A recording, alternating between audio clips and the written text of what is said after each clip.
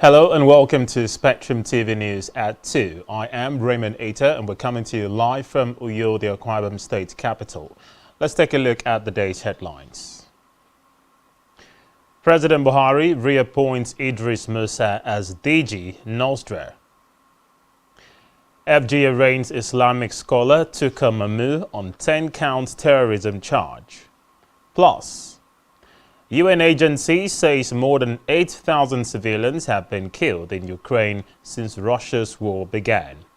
We will bring you the details of these stories and more in a moment.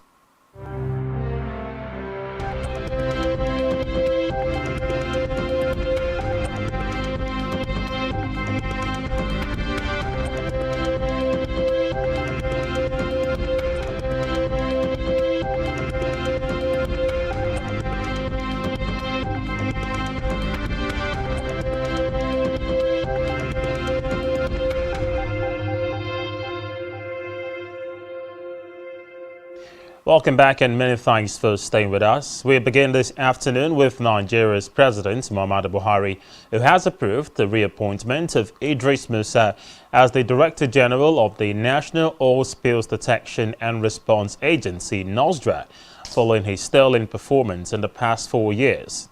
The development is contained in a statement issued today by Olusegun Shogbola, the media aide to the Minister of Environment, Mohammed Abdullahi, on behalf of the minister.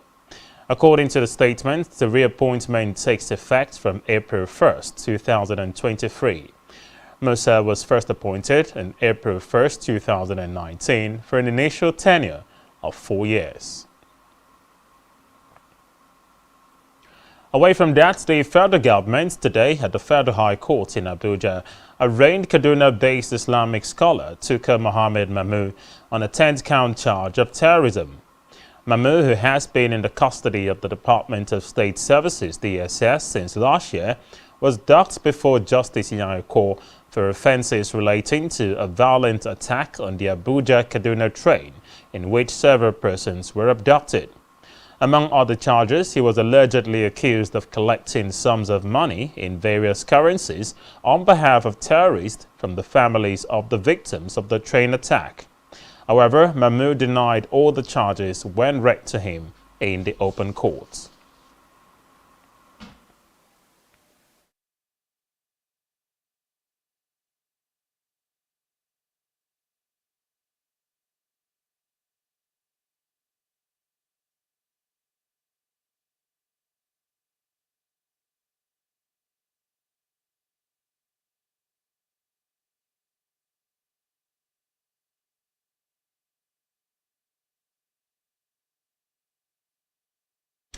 Moving on to electoral matters, the People's Democratic Party PDP governorship candidate Daroda Lowell has unseated Zamfara State Governor Bello Matawalle in the 2023 governorship poll.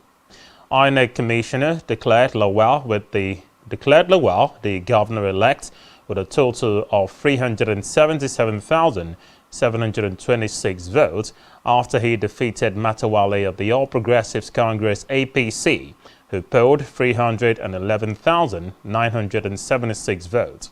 It was announced as the winner in Gusau, the state capital, in the early hours of today.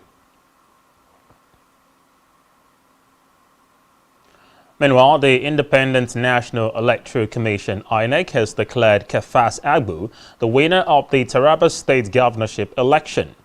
Abu, the candidate of the People's Democratic Party (PDP), scored 257,926 votes to edge out the candidate of the New Nigeria People's Party, Muhammad Yahaya, who polled 202,277 votes.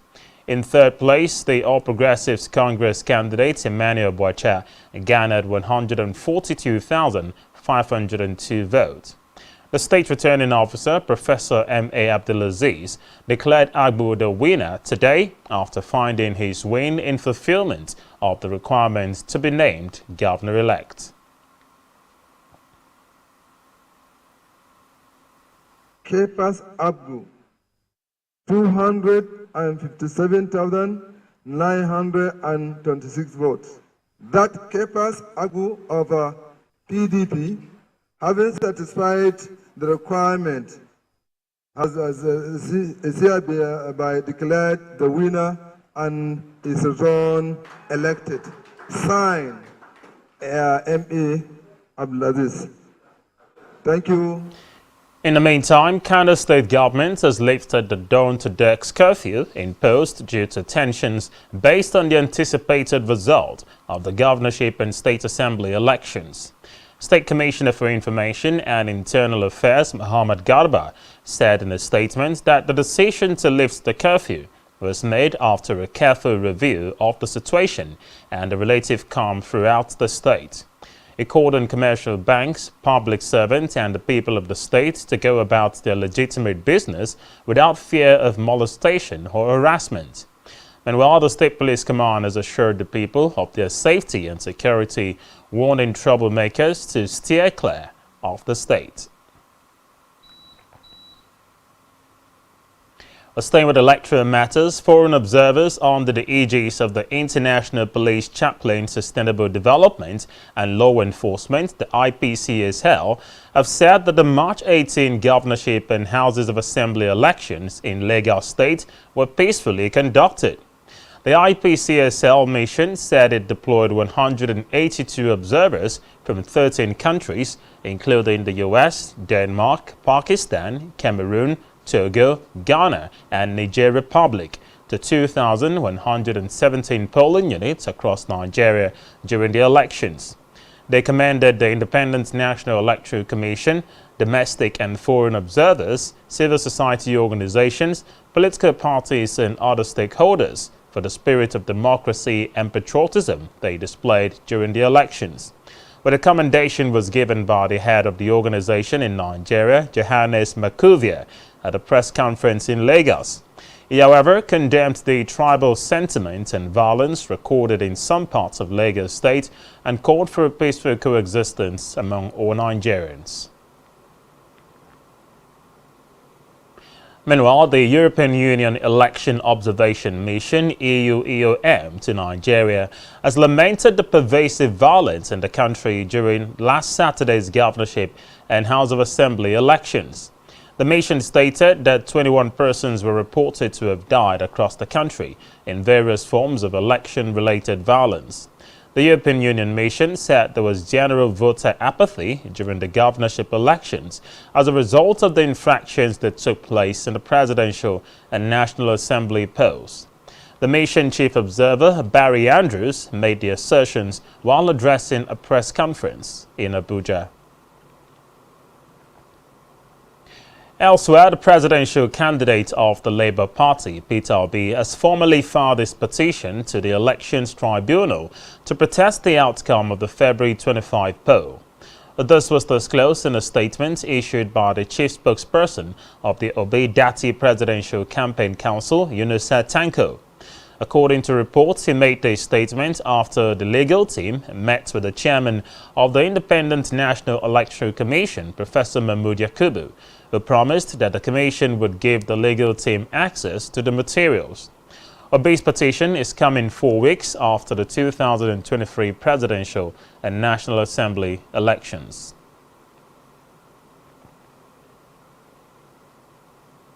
We move to Africa now, where Russian President Vladimir Putin says he gives priority to relations with African countries as he looks forward to international partnership in the face of Western sanctions over the invasion of Ukraine. Putin said Russia will supply food to needy countries in Africa free of charge if an agreement on Ukrainian grain exports is not renewed. According to him, Russia will share its technologies with African nations and continue helping them produce electricity. President Putin made this known at a conference on Russian-African relations in Moscow. Putin is scheduled to host African leaders in June for the Russia-Africa Summit, the second of its kind. Staying with Africa, the U.S. says it is determined that all warring parties in the brutal war in northern Ethiopia have committed war crimes. Was speaking, the U.S. Secretary of State Antony Blinken, who visited Ethiopia to meet the Ethiopian government and Tigrayan officials, said his department had carefully reviewed the laws and the facts to determine the crimes. He reportedly accused members of the Ethiopian National Defense Force, the Retrained Defense Force, the Tigray People's Liberation Front TPLF, and the Amara forces of committing war crimes during the 2-year bloody conflict. He also blamed the Ethiopian and Eritrean Defense Forces, as well as Amara forces, of committing crimes against humanity, including murder, rape, and other forms of sexual violence and persecution. He urged the governments of Ethiopia and Eritrea, as well as the TPLF, to hold those responsible for the atrocities accountable.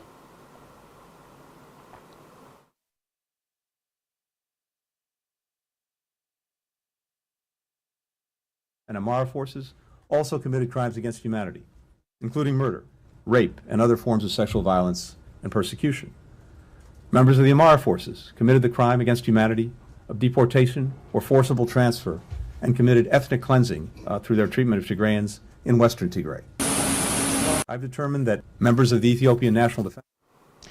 And now on the foreign scene, at least 8,317 civilians have been reportedly killed and 13,892 reportedly injured across Ukraine since the start of Russia's full-scale invasion of the country in February 2022. The Office of the UN High Commissioner for Human Rights disclosed this in a statement.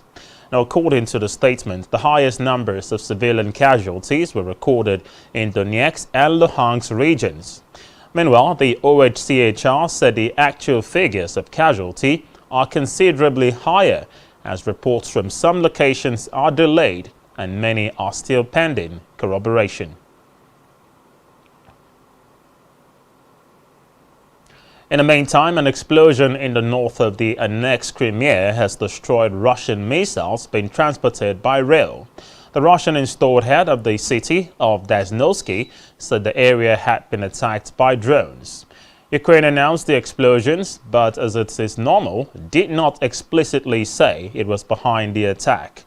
Reports say have confirmed it would be a rare foray by Ukraine's military into Crimea, which had since been annexed since 2014.